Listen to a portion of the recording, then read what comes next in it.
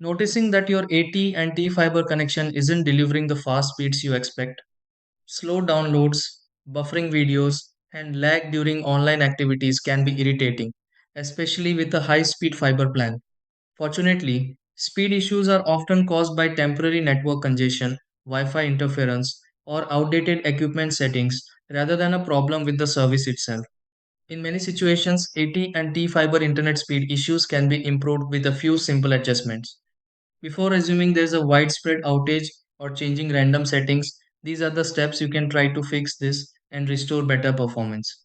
Restart the AT&T gateway and allow it to reconnect completely before testing the connection again. 2. Move closer to the Wi-Fi router or use a wired Ethernet connection for more consistent speeds. 3. Disconnect unused devices that may be consuming bandwidth in the background. 4. Check that your computer, phone, or gaming device has the latest software updates installed. 5. Run another speed test and confirm whether your internet performance has improved.